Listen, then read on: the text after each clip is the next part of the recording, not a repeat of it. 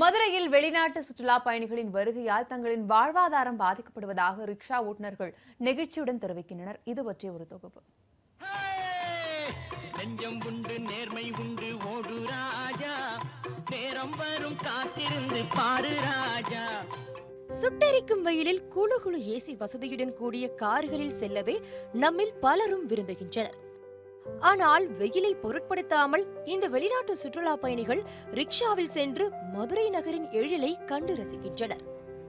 இந்த வெளிநாட்டு சுற்றுலா பயணிகளால் தங்களின் வாழ்க்கை சந்தோஷமாக நகர்வதாக ரிக்ஷா தொழிலாளர்கள் மகிழ்ச்சியுடன் கூறுகின்றனர். சவாரி வரும்போது எங்களுக்கு ஏதோ ஓரளவுக்கு பிக்கப் ஆகுது, அதை வச்சு எங்கள் வாழ்க்கை ஓடிக்கிட்டு இருக்கு.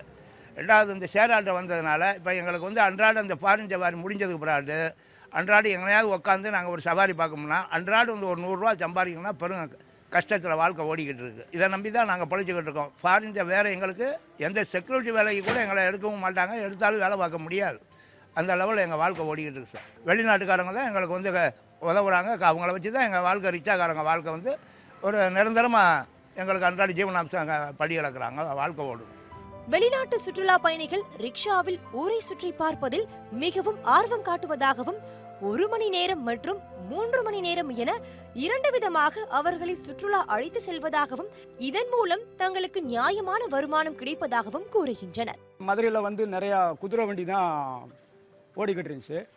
அப்புறம் குதிரை வண்டிக்கு பின்னாடி சைக்கிள் ரிக்ஷா வந்துச்சு. சைக்கிள் ரிக்ஷா வந்த பின்னாடி அது இப்போ ஷேர் ஆட்டோ 2 வீலரு நிறையா இது பண்ணிடுச்சு. இப்போ பூராமே மோட்டார் வண்டியில் தான் பயணம் பண்ணுறாங்க.